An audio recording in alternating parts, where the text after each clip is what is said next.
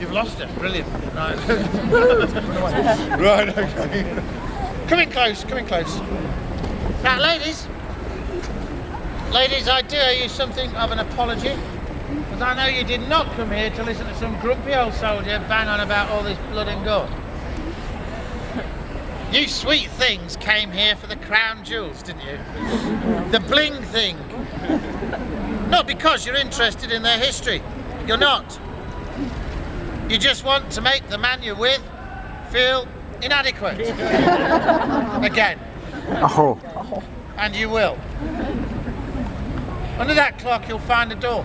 Go through it and you'll see the world's largest cut diamond. 530 carats. Do not compare your engagement rings with the Star of Africa. You will also see what is largely regarded as the world's most beautiful diamond, the Koh-i-Noor from India.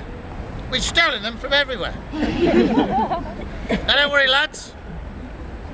It's not all girly jewellery. We also have the armour of the kings.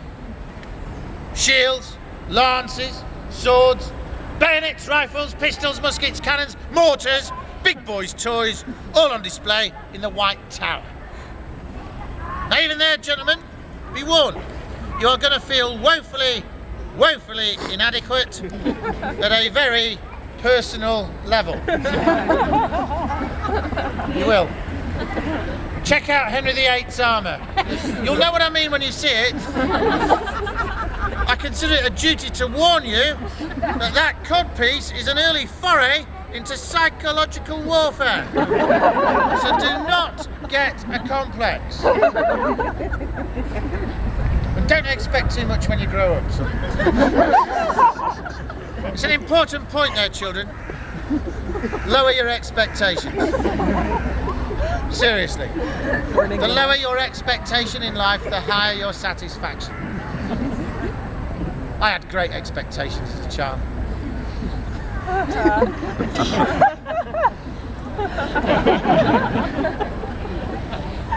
Over here to your left you'll find the pathway takes you to the Bloody Tower.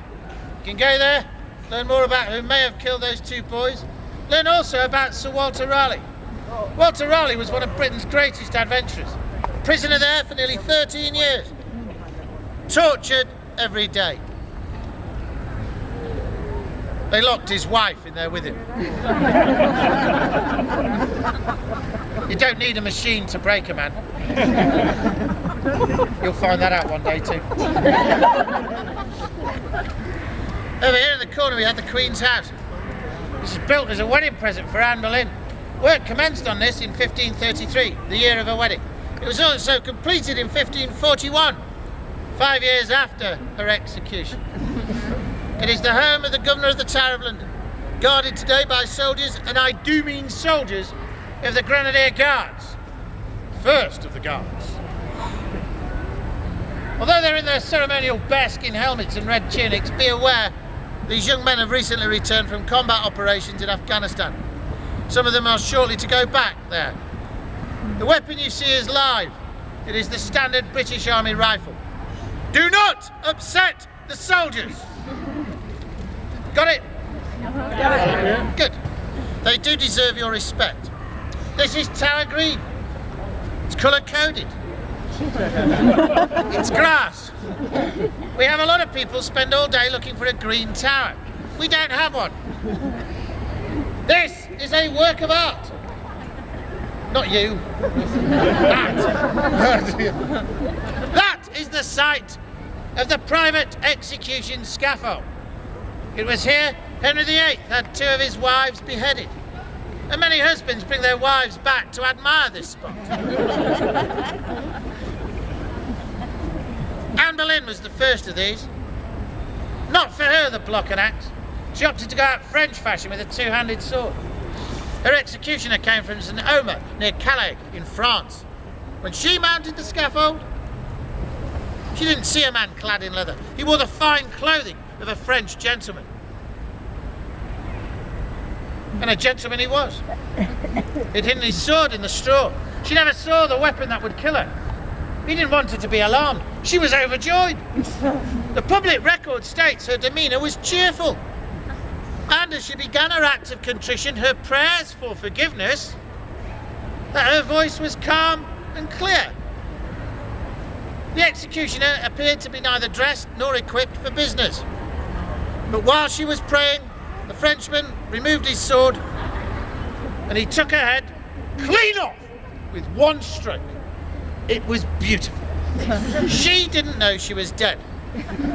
When her head was lifted from the straw, there were gasps of amazement and horror from the assembled audience. Good. We're getting there. Right. So swift had been the execution that as the head came up, they were horrified to see Anne's lips continued to move. Now, isn't that just like a woman? Last word, last word, last word, last word, last word.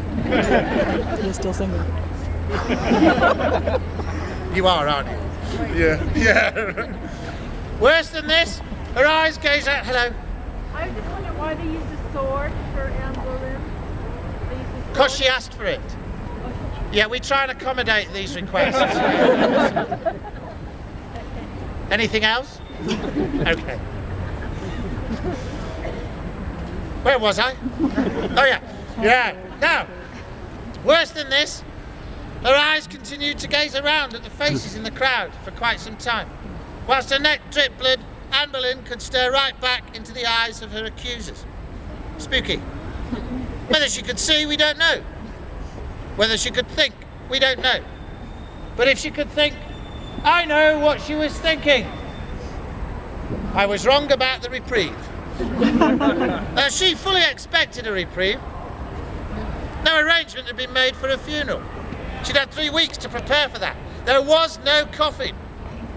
Anne Boleyn, Queen of England, obviously quite a bit shorter now, had to be stuffed in a humble arrow box.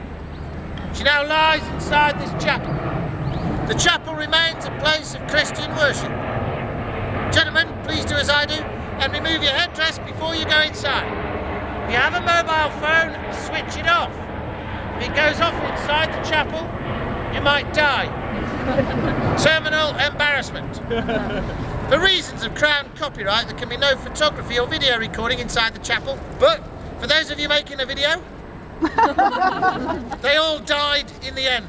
It's a bit of closure for you there. As we go through the doorway, there is a step that big. Some of you are going to fall over it. Chivalry's not dead here in the town.